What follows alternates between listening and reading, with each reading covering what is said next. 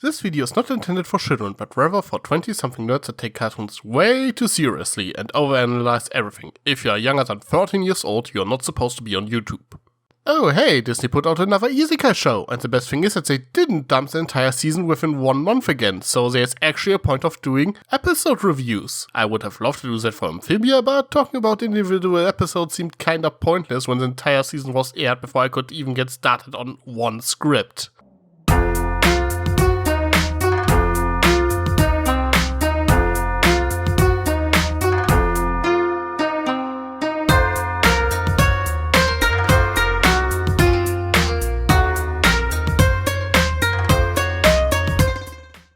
So, the Owl House. I've been hyped for the show ever since I saw the first screenshot of it. I think the character designs are very appealing, it has a certain dark fantasy vibe, but doesn't take itself too seriously. And hey, they got Alex Hirsch voicing a character.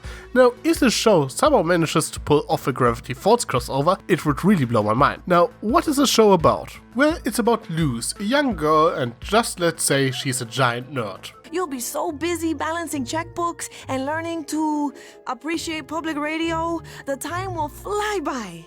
But I don't like any of that stuff. I like editing anime clips to music and reading fantasy books with convoluted backstories.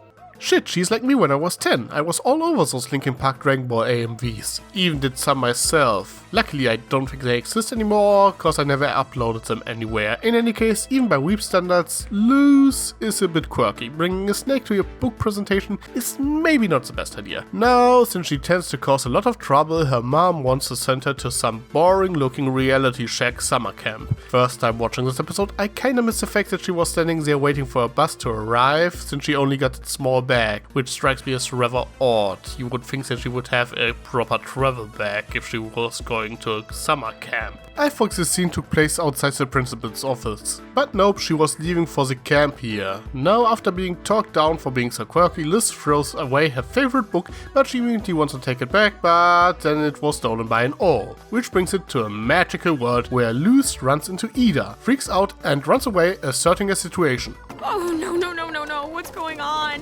Oh, hello little fairy. Are you going to tell me this is all a fantastical dream?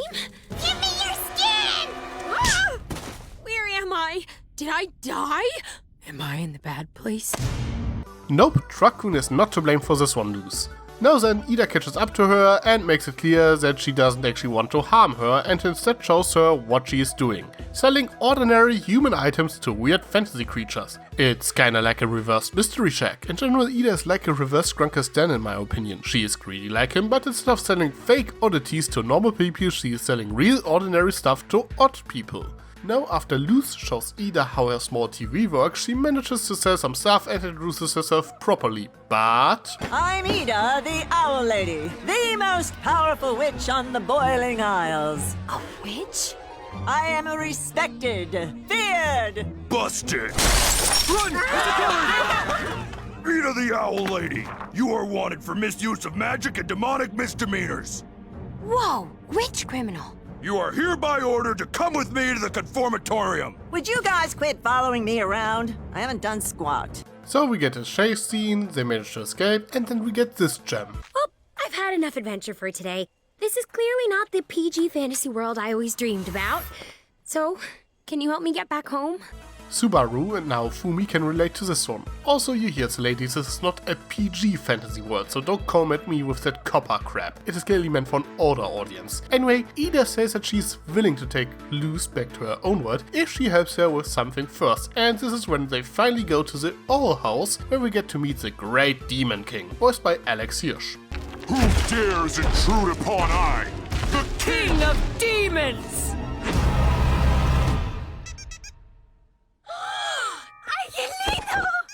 Ida, he's so cute! Who's a widow guy? Who's a widow guy? Is it you? Is it you? No! I don't know who your little guy is! Ida, who is this monster? This Cubone looking fella is adorable, even if he kinda sounds like Bill Cipher. Well, Ida explained that King is actually a very powerful demon who lost his power after he lost his crown, and that they need Luz to get it back. She basically blackmails Luz into cooperation, and they go to a prison where all those who are considered weird are holed. The stupid warden likes to lock people up who don't fit in. Like, I write fanfics of food falling in love.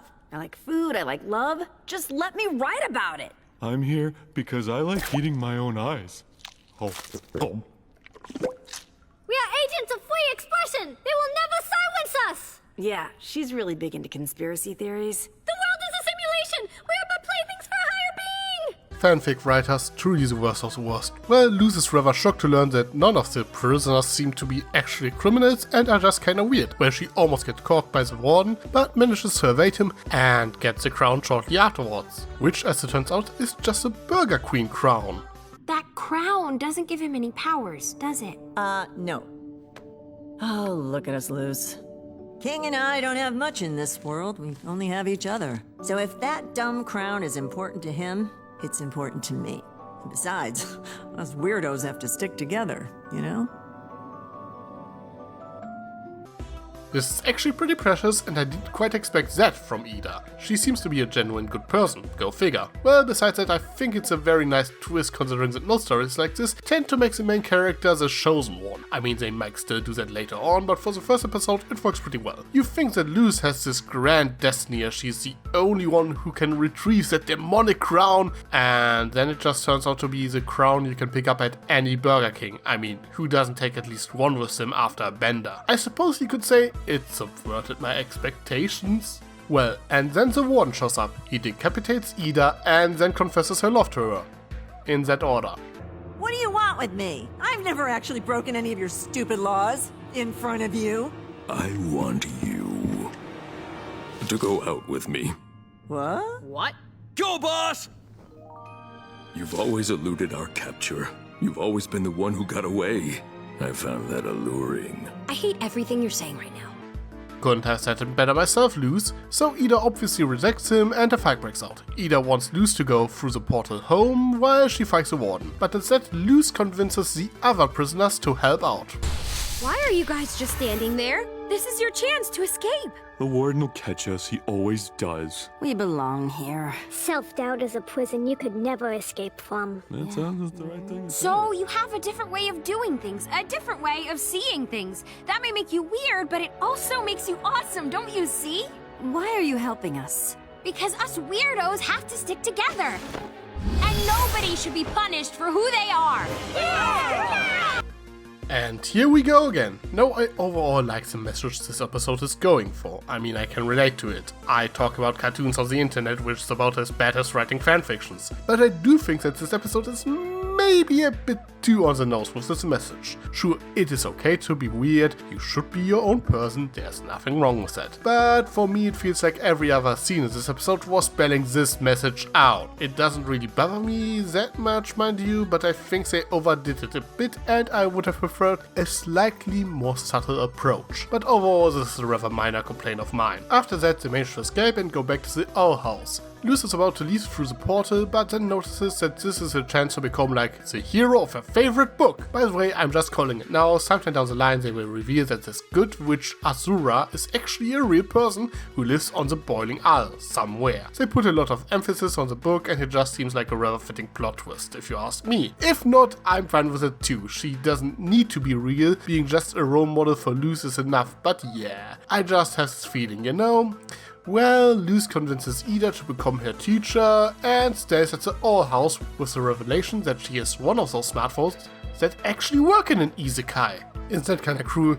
Luz ends up in an isekai where she gets to train to be a witch apprentice, can leave anytime she wants, she has a working phone, and her mom thinks she's at a summer camp so she isn't worried. Meanwhile, in Amphibia, Anne is trapped in a world ruled by frogs, she can't leave, everything is dirty, everything wants to kill you, her phone has no reception and can only be used to watch some movies she downloaded before coming there. Not to mention that it is a pain in the ass to charge the batteries, and her parents have no idea where she is after she just vanished on her birthday. This is another thing that sets our house a bit apart. Getting back home is not the end goal. Really, Luz is just having a bit of fun. Chances are that things will get darker near the end of the first season, cause that's how Disney shows go nowadays, but since there isn't really any pressure for Luz to get home, we can just enjoy the fun ride without worrying too much about the drama. That being said, I do think it's a little bit odd that the whole episode has this message that it is okay to be weird and that Lucy even has this whole speech, but then decides that she'd rather stay here in this fantasy world rather than go home because she thinks that she doesn't fit in there. Dunno, feels a bit like a contradiction to me. It's okay to be weird, but I'd rather escape from reality anyway because other people think I'm weird. This might have been intentional, and Lucy will learn at the end of the show that she doesn't have to run away from real life, but at first glance it just seems to undermine the lesson they were trying to teach here. And I guess this is a good point to wrap things up. I really enjoyed the first episode of The Owl House. The setting looks like a lot of fun, it has just the right amount of dark humor for me, the characters are all rather engaging, and it seems to have a lot of fun poking fun at your typical fantasy cliches. It started out really well and I'm looking forward to more. I just hope that future episodes don't spell out their lessons like this one did, but as it's a minor problem. Really curious where the show will go from here. But what about you? Did you like this episode? Anything that bothered you? Are you hyped for more Owl House? Let me know in the comments below. I am Tricky Fox. Stay foxy. Sly as a fox, you got me under your spell. But you know I'll never tell that I know you know so well.